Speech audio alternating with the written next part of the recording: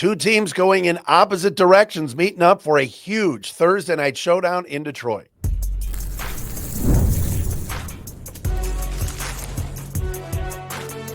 You are Locked On NFL Crossover, part of the Locked On Podcast Network.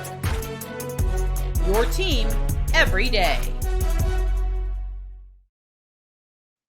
All right, here we go, everybody. Matt Dery, Locked On Lions, Marcus Mosher, Locked On Cowboys. It is crossover Thursday, indeed, as we get you set for the Lions and Cowboys at Ford Field Thursday night at 8:20 on the Eastern side, 7:20 Central, and what is all of a sudden looks like possibly a playoff elimination game. Great to have you with us. Thanks for making us your first listen, checking us out wherever you get your podcast. Crossover Thursday presented by Prize Picks. Download the Prize Picks app today. Use the code LOCKEDONNFL to get $50 in lineups after you play your first $5 lineup. First off, Marcus, great to see you. Obviously, a lot to get into. Biggest storyline in Dallas. Hey, looks like the Cowboys are back, right? There's life again at Jerry World. I don't know if they're back, but they're playing good football. And for Cowboy fans, that's honestly all we wanted to see after how bad the season started, just to have them start to play better and to have some meaningful games, Matt. I mean, listen, you and I have both been through this where you're covering a team that's playing games into, November and December that just don't matter for anything. And for a Cowboys team that started off the season was 1-3 and 1 point, to have a game like this on Thursday Night Football, it's not quite a playoff game, but it's pretty darn close. It's a lot of fun. What's been the biggest difference? We'll get to the Lions in a second, but what's going on that's made this work? Obviously, the additions to the D-line. I love what the interior's done, and it seems like some of your guys that you drafted too, including Azaraku, are starting to show up. Yeah, it's surprising that good players make your defense better, right? Like it's not a huge surprise when you add someone like Quinnen Williams. Suddenly your run defense gets better. You're able to create more pressure on the quarterback, and they've really stumbled into something here with these 5-man defensive line looks where they get all three of their defensive tackles on the field. Kenny Clark, Odighizuwa, and then Quinnen Williams. You mentioned Donovan Azaraku. He is Pro Football Focus's highest graded rookie so far this year. He only has 2 sacks, and if you look at the box scores, you won't be overly impressed, but really strong run defender. He's creating a bunch of pressure. So you've got this defensive line that's starting to win their individual matchups, and they're covering up some of the mistakes on the back end, but you're also getting guys back healthy on defense, including Savon Ravel, their 3rd-round pick from East Carolina, Kalen Carson, who missed the first half of the season. Trayvon Diggs might be playing in this game. It's not a dominating unit by any stretch, but it's a much improved unit compared to what we saw in the first 2 months of the season. 6-5-1 Cowboys, a 7-5 Lions. Big game and a home game here, Marcus, for this team. And I don't really know where to go and what to tell you about storylines here in Detroit. And for the Cowboy viewers and listeners here on Locked On Cowboys, you're not facing last year's Lions team, and you're not facing 2 years ago's Lions team, but they have the capability on Thursday night to show up, man up. They haven't lost 2 in a row in 3 years, and win a football game they must have. And they just aren't sharp. They're not crisp. They're making mistakes, whether it's penalties. There's been a lot of injuries, and I do think they're going to play that card at the end of the year unless they make a run. But they're just not playing Lions football. It just has not been the same look and the same team.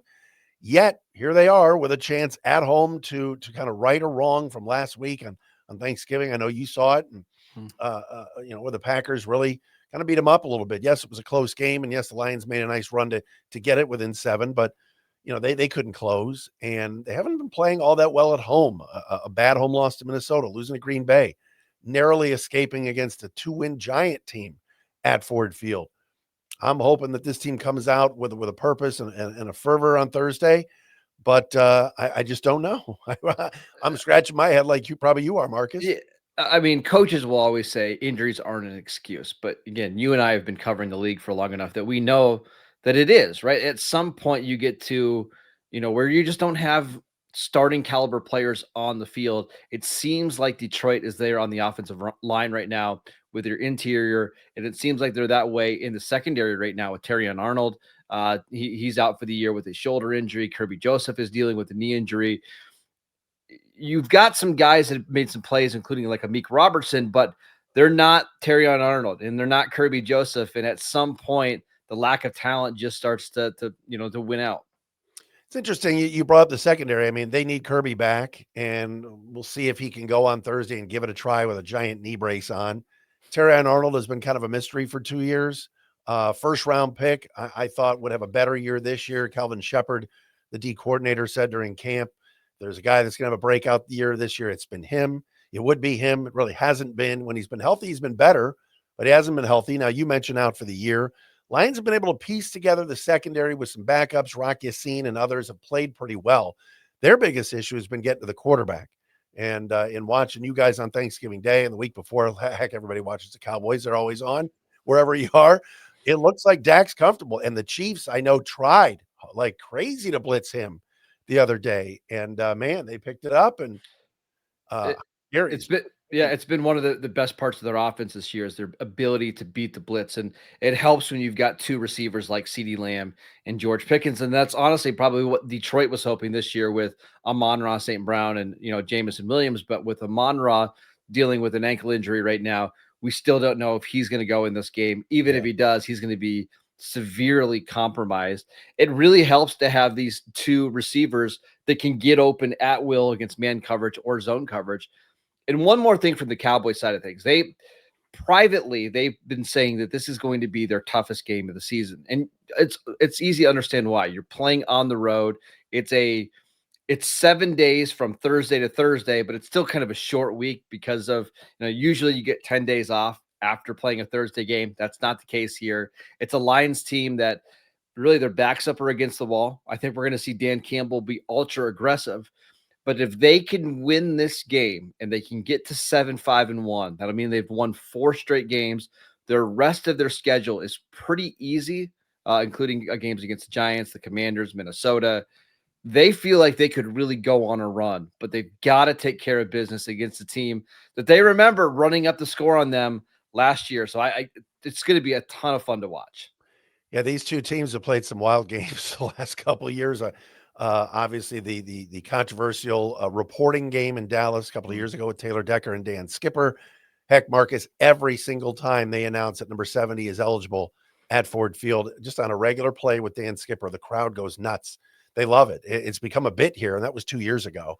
And then obviously, like you said, last year, everybody loved the way the Lions just boat raced the Cowboys, but that was the day Aidan Hutchinson was lost for the year when he broke his fibula and tibia. So it was like, yes, you're celebrating a big Lions win against America's team, but that was the Aidan injury day. So it's weird timing now that they're playing now. Again, I'm not sure Lions fans know what to expect Thursday night. This could be the Lions team that comes out with Jameer Gibbs and Jameson Williams and Goff has time to throw, and boom, they're running it down the field and doing a great job offensively, and the defense is stepping up. Or it could be early on, something happens, a mistake, a special teams error, CeeDee gets open, Ferguson in the seam, and man, all of a sudden it'll get a little quiet in that building. They need a fresh and fast start in this game, or else, I mean, fans have said, like I said, they sat through a rough one against the Giants. The Vikings home loss was bad,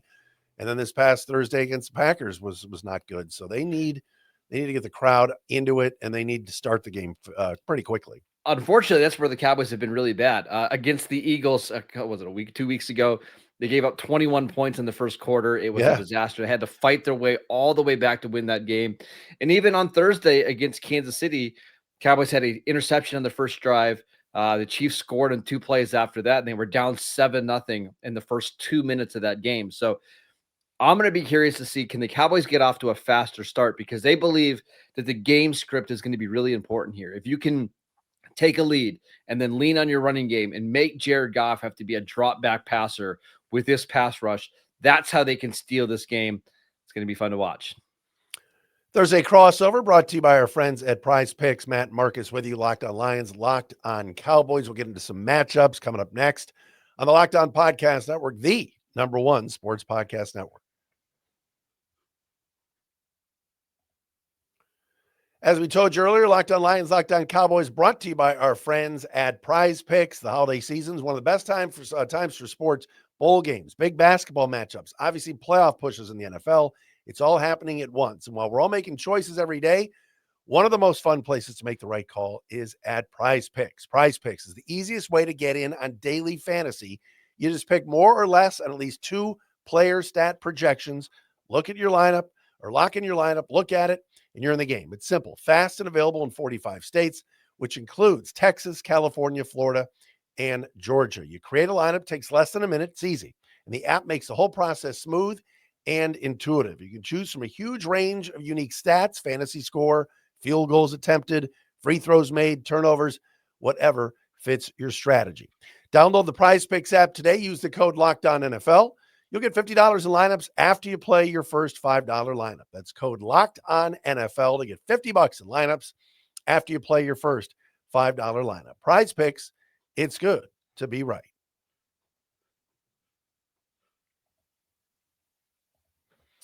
Matt Dery, Locked On Lions. Marcus Mosher, Locked On Cowboys. Great to see Marcus, as always, does a great job with his show. Check us out daily here, wherever you get your podcasts. And, of course, please subscribe on our Locked On Lions and Locked On Cowboys YouTube channels. All right, matchups. Marcus, I got to ask you, and this is an easy one for both of us.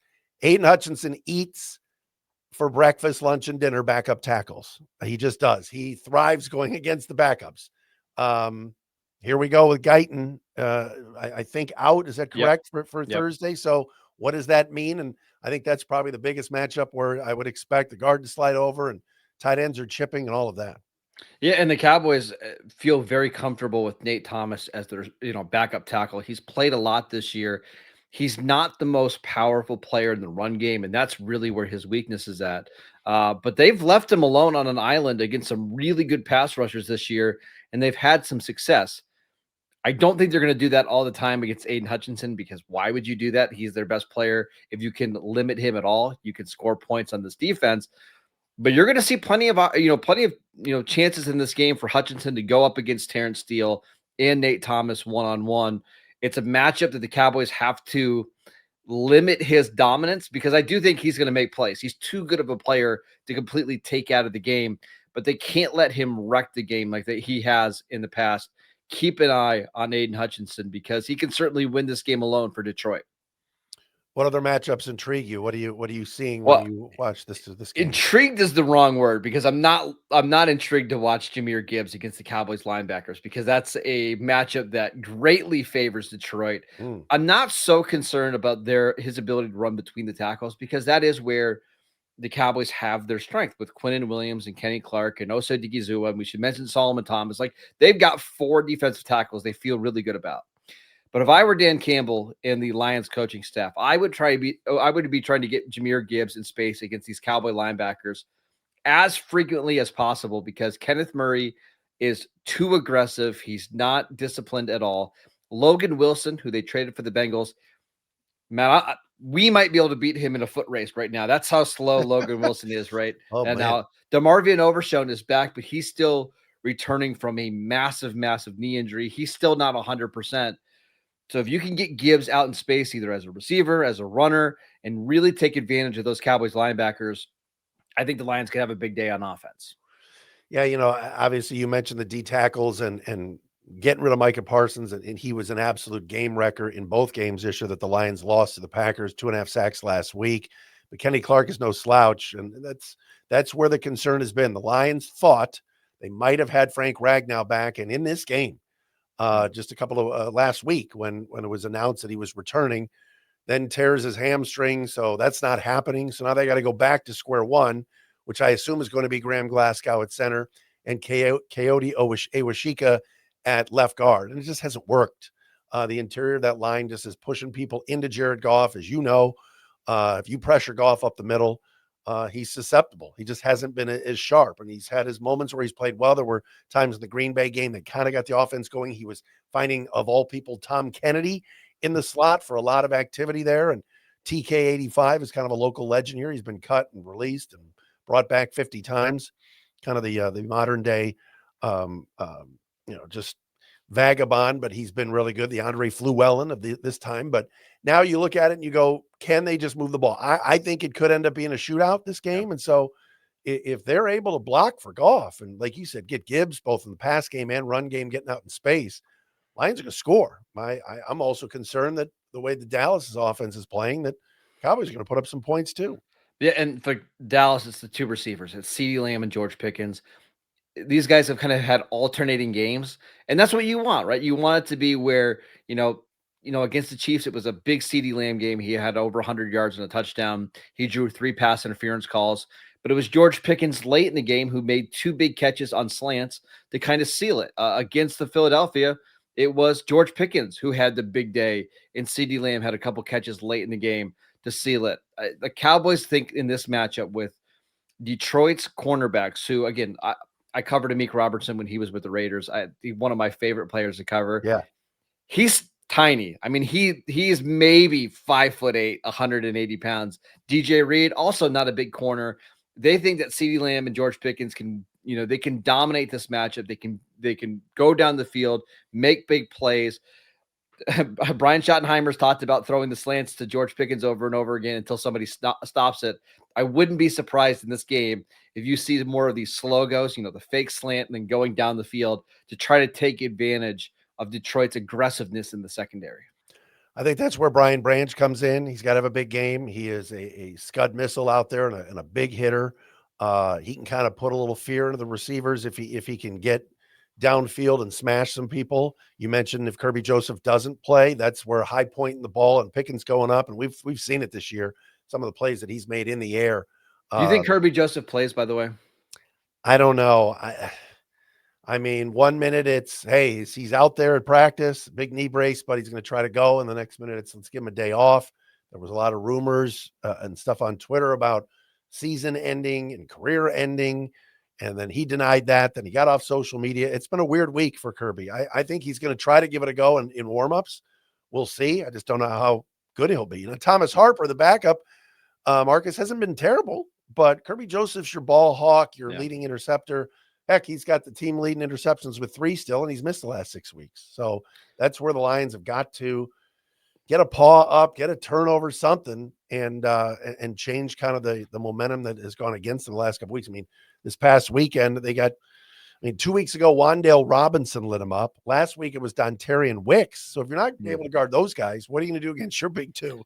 That's my concern. And I wouldn't be surprised if Kirby Joseph plays this game, if the Cowboys don't try to attack him early, just to kind of see what kind of shape he's in, physically, how healthy he is. The Cowboys have been pretty aggressive in targeting, either the worst defensive back or the least healthy defensive back all season long. And one of the things that I really like about Brian Schottenheimer is once he finds a weak spot in your secondary, he's just going to spam it over and over and over again until you either take that guy off the field or figure out a way to hide him. So again, if Kirby Joseph is in this game, expect the Cowboys to attack him. I got to ask you, how's Jerry been lately? What's going on with good old Jera? Jerry's been loving this team. The new Hard Knocks series just came out over on HBO. And one of the things, for all of Jerry's faults, is you can tell that he really loves this team. And I don't know if it's because of all the criticism he got over the last couple of months and now they're starting to win, or if he really believes something special is going on here. But there's definitely there's something different about this team compared to previous years, Matt, where my entire lifetime, they've lost that Chiefs game. They've lost that Eagles game. They get behind 21-0. They don't come back. They fold. There's a certain toughness about this Cowboys team that they have now. And whether it's because of the Quinnen Williams trade, whether it's because, they're really rallying after the Marshawn Nealon tragedy, I don't know. But there's something that feels very different about this team, even compared to like 2023 and 2022 when the Cowboys were winning 12 games every season. I think they're really starting to believe in themselves, and that can be very dangerous in the NFL. Yeah, I mean, it's been an unbelievable run for this Lions team with Brad Holmes and Dan Campbell and how well they've played, and to go from 3 wins to 9 wins to 12 to 15. And right now, like we said, I mean, I'm not closing windows or doors. I'm not telling you the season's over today. Now, if they lose Thursday, all bets are off here, and they've got a lot of injuries, and maybe they play the injury card and start shutting guys down for the year, which would suck. But it's a weird spot that the Lions are in, similar to 4 or 5 weeks ago when people were like, well, Dallas is done. And all of a sudden now you guys have rallied and made those moves at the deadline. And the Lions really didn't do much at the deadline. So that was something that fans are upset about. How could Brad Holmes not go out and get an edge rusher or somebody like that? We mentioned Ezraku before. Mm-hmm. I loved him. I thought maybe the Lions could take him in the late 20s. They took Tyleik Williams instead, and he's been okay. But Ezraku's probably been better and probably would have been a nice fit here. So we'll see. That kid plays well. Look out. Yeah, I wouldn't be surprised. Ezraku's really coming on.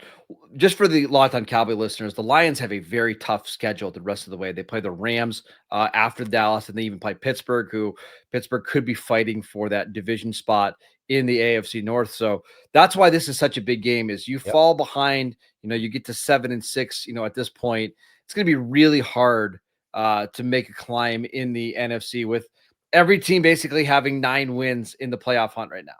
Yeah, it's wild. And the Lions also finished their season in Chicago. So the Ben Johnson revenge game, he wants to avenge week 2. All right, when we come back, let's discuss how the Cowboys win this game, some keys, and also the Lions as well on this Thursday crossover brought to you by Prize Picks.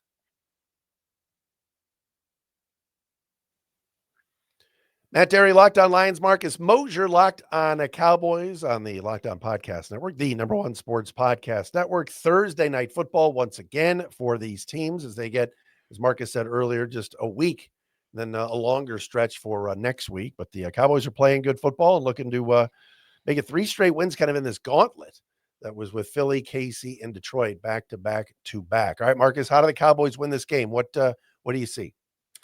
Cowboys win this game on offense. Like that's just the way that they're going to have to do it. They're going to have to score 30 plus points to win, and they can do it. Like we've seen them get some really good defenses this year, score, 30, 35. I think the best example is they played the Packers. I think it was in week 5. They were without 3 starting offensive linemen. They were without CeeDee Lamb, and they scored 40 points. Now, again, that's early in the season as everybody's kind of adjusting, but I think this is a game where if the Cowboys want to win, 31 points needs to be the target. And for them to do that, they're going to have to protect Dak Prescott. And I don't know if it's going to be more 6- and 7-man protections where you're leaving Javonte Williams in, you're leaving a tight end in to chip Aidan Hutchinson. That's the number one thing here. If the Cowboys can protect Dak Prescott, they should have wide receivers running open against the secondary. But I think Detroit's going to be aggressive. They're going to send blitzes. They're going to stunt. They're going to do everything possible to try to disrupt them. We'll see if the Cowboys' protection plan is ready to go. Yeah, you just said it. Kelvin Shepard, the Lions D coordinator, said this week that they're going to change some things up in order to get to the quarterback. Jameis Winston was on vacation in the backfield 2 weeks ago against the Lions for the Giants, was not touched in that game until the last play of the game when he finally got sacked on that 4th down and the Lions converted it in overtime. And then last week, Jordan Love, again, two straight times the Lions have played Green Bay this year. Love has had all day to throw. I think the Lions have 4 sacks in the last 4 games, and that's not enough. No. And it's not all about sacks. You got to get pressures, hurries, and all that. But I'm with you. I think Kelvin Shepard empties the tank here in terms of what he's going to do to get Dak Prescott rattled. That's going to be a big key, and I think the Lions have to get pressure on. They got to also protect Jared Goff. And I really think the first 5 to 10 minutes of this game, whether it's clock minutes or just, our watches, the Lions have to come out with a purpose. If this is another clunker start like they've had recently at home, natives are going to get restless. I was at the Giants game. They were booing. Lions go 3 and out. Boo birds were coming down. This fan base has been, and I love these fans. They're great fans, and they've waited for a good team for a long time. But they've been a bit spoiled by how good this franchise has been the last 3 years. And they expect better. And they've just, to me, if the Lions come out and play well and grab a quick lead and up 7-0 and the crowd gets into it, that's a big, I know it's only the first 5 minutes. You got to play 60, but I think getting off to a good start is so important for them. For Dallas, it's the same thing. They cannot get behind early in these games because once Detroit gets a lead, they can run the ball. They can be aggressive on offense. You want them to be in a position like they were against Philadelphia a couple of weeks ago, where you're having to throw the ball on every single down and you're having to get back into this drop back game. I think Detroit's going to come out extremely fired up and aggressive early on. And I agree with you. Landon and I said in our preview show that the first 10 minutes of like real-time action are going to decide this game, because if the Cowboys get down 7-0, 14-0, it could really turn. But if you can kind of survive that initial onslaught, I think you're going to be okay. Lions really miss Sam Laporta too, Marcus. So if there's no St. Brown and no Laporta, obviously he's already out. It's just, and Brock Wright, their second tight end, is also out. So they really don't know what they're going to do at tight end this week. Some guys they have on the practice squad, they might elevate. But like you said, with the linebackers, if there's some misdirection and Goff's rolling and hitting a tight end, that wouldn't be bad. I just don't know how much confidence he has in Ross Dwelly or Zach Horton or Anthony Ferkser or any of these guys that right now are a part of the roster, which is too bad because, like you said, picking on that Cowboy linebacking room might not be a bad idea. And I'm sure Matt Eberflus knows that. I think you're going to see a lot of cover 3 in this game, which is basically designed for teams to try to throw the ball down the middle of the field to the tight ends. And that can be a dangerous spot, right? If you overthrow the ball just a little bit, you're talking about an interception and the ball going the other way. You've got to be on time and be accurate. And with your third and fourth string tight ends in the game, that's where it could be a problem. So I'm fascinated by what Dan Campbell is going to do in this game. I don't think he had a particularly good game coaching against Green Bay. No. I think he was a little too run heavy, especially on third and fourth downs when maybe they should have been more aggressive throwing the ball. I wouldn't be surprised to see him change it up a little bit in this contest. God, I suck, man. I didn't even realize. Do you know the last time Matt Eberflus was at Ford Field? Do you remember that? Yeah, it was a Thanksgiving game. He got fired. Yeah. I mean, that was the disastrous clock runs down. Mm-hmm. Bears have no clue what they're doing at the end of the game. And some of that was Caleb Williams too, but I just forgot. Matt Eberflus coming back to the place that ended his head coaching career. So maybe we'll see Matt Eberflus revenge game. Who knows? Well, I will say this is one advantage that the Cowboys do have is Matt Eberflus knows this Lions team well. Yeah, he does. From coaching in this division for a while. Yeah. Now, does that matter when it comes to game day? Does it matter with this roster? We'll see. But it's not like they're completely unfamiliar with each other. No, not at all. Not at all. All right, Marcus, you want to do a prediction? Sure. Are we staying out of that action? No. I'll give you mine, and you're feel free to give you yours. Sure. I think the Lions do win this game. I think it's a 34-31 type of game where both teams are going up and down the field. That's what I was going to say. Yeah. Detroit is very banged up. There's no doubt. But this is a kitchen sink game for them where they have to have this game if they want to have even any shot of making the postseason. I think the Cowboys are still figuring out how to win on the road. I'll take Detroit here. Yeah, I like that score a lot. I think it is going to be a shootout. Someone's going to have to make a play on defense, some sort of a turnover, a takeaway to give them a short field.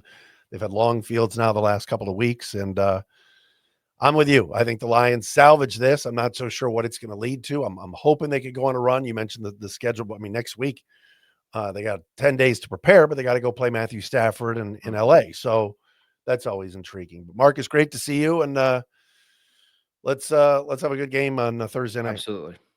Marcus Mosher, Locked On Cowboys. Matt Dery, Locked On Lions. The Thursday crossover brought to you by Prize Picks.